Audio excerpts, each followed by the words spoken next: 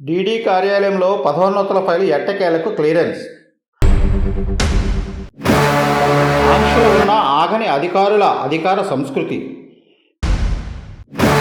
Fee ఉల్లంఘనకు అధికారులే దిక్చూచి. Dates లేని promotion ఉత్తర్వులు ఓన్లీ సంతకాలతోనే సరి. పదోన్నతి ఉద్యోగుల ఐచ్ఛికాలు ఇచ్చేది ఉపాధ్యాయ సంఘాలేనా? ప్రభుత్వ కీలక ఆదేశాలు మరియు పరిపాలనా శాఖ మెమో బేఖాతరు. అధికారుల లోగుట్టు సమాచారం కోసం సహచట్ట సహకారంతో మీ ముందుకు. ఇది పాడేరు గిరిజన సంక్షేమ డిప్యూటీ డైరెక్టర్ కార్యాలయం తీరు.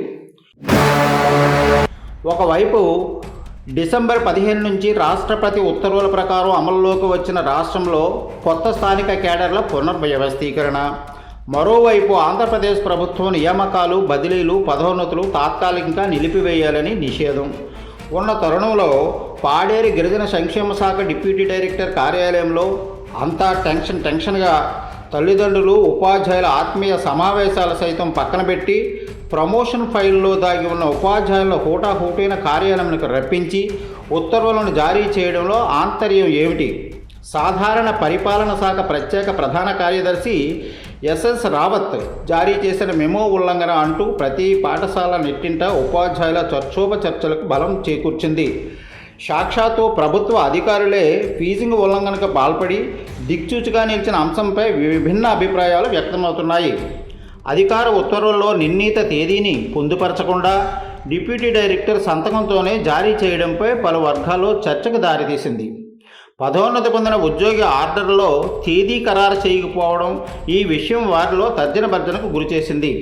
ఇది ఇలా ఉండగా ఇప్పటి వరకు విధులు నిర్వహించిన పాఠశాలల్లో ఉపాధ్యాయులు ఫేషియల్ అటెండెన్స్ పరిగణలో తీసుకుంటే ఈ నెల 24 వరకు విధులు నిర్వహించి 25వ తేదీ నుండి పదోన్నతిపై వేరే పాఠశాలకు ఉపాధ్యాయునిగా, హాస్టల్ వెల్ఫేర్ అధికారిగా కొనసాగాల్సి ఉంది.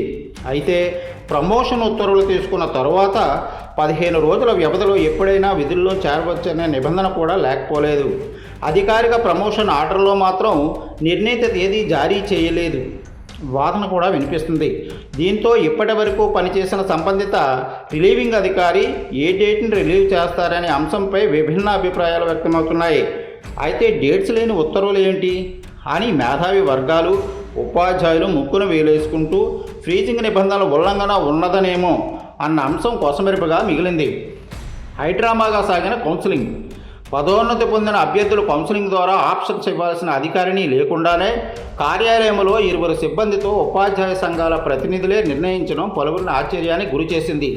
ఉదాహరణకు మొదటి, 2వ, 3వ అభ్యర్థులకు వరుస క్రమంలో ప్రాధాన్యత ఇవ్వకుండా క్లియర్ హెచ్డబ్ల్యూఓ ఖాళీలు ఉన్న ఆ వసతి గృహాల్లో రాజకీయ నాయకుల అనుచరులు డిప్యూటీలుగా కొనసాగుతున్నారు కాబట్టి ఆ పాఠశాలల వసతి గృహాల్లో ఇవ్వటానికి కుదరదని, 2వ అభ్యర్థి పనిచేస్తున్న జీమాడుల హెచ్డబ్ల్యూఓ క్లియర్ వేకెన్సీ ఉన్నా నీవు ఇక్కడ పనిచేయడానికి కుదరదు, ఇంతో అంతో ఉపాధ్యాయ సంఘాల్లో కొనసాగుతున్న 3వ వ్యక్తి మాత్రమే కొనసాగాలని ఉపాధ్యాయ సంఘాలే నిర్ణయిస్తూ అమాయకులైన ఉపాధ్యాయులను మారుమూల ప్రాంతాల వసతి గృహాలకు తరలించడమే ఉపాధ్యాయ వర్గాల్లో విమర్శలు వినిపిస్తున్నాయి.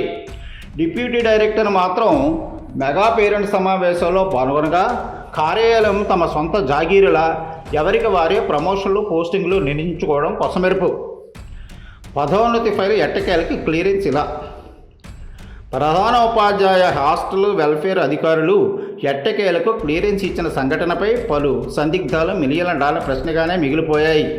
గత నెల 25 నుండి ఫ్రీజింగ్ నిబంధనలు అమల్లోకి వస్తాయనే తరుణంలో హూటాహూటైన డిప్యుటేషన్లు మరియు వివిధ ఫైల్స్పై డిప్యూటీ డైరెక్టర్ సంతకాలు గత నెల 18వ తేదీకే ముగించినట్లు తెలుస్తుంది. తరువాత టెన్షన్గా హెచ్డబ్ల్యూఓల ఫైల్ తయారు చేసి ఉమ్మడి విశాఖ జిల్లా కలెక్టర్ అప్రూవల్ కోసం కలెక్టర్ కార్యాలయాల చుట్టూ ఈ ఫైల్ తిరుగుతున్నట్టు బోగట్టా. ఆంధ్రప్రదేశ్ పునర్వ్యవస్థీకరణ చట్టం 2014 సెక్షన్లో 5లో అంశాలు పొందుపరిచి ఇందులో సబ్సెక్షన్ల ఆధారంగా 13 జిల్లాలుగా ఉన్న ఆంధ్రప్రదేశ్ను 2022లో అప్పటి జగన్ ప్రభుత్వం 26 జిల్లాలుగా విభజించింది. ఇందులో భాగంగా ఉమ్మడి విశాఖ జిల్లా 3 జిల్లాలుగా ఏర్పడడంతో విశాఖ, అనకాపల్లి, అల్లూరి జిల్లా కలెక్టర్లు ఈ పదోన్నత ఫైల్ అప్రూవల్ చేయవలసి వచ్చింది.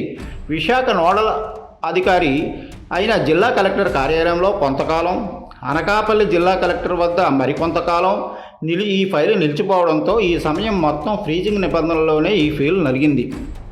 అధికారులు మనవాళ్ళైతే మనకేంటి అన్న తరుణంగా ఎట్టకేలకు ఈ పదోన్నతి ఫైలు ఈ నెల 24న పాడేరు డీడీ కార్యాలయానికి చేరుకుంది.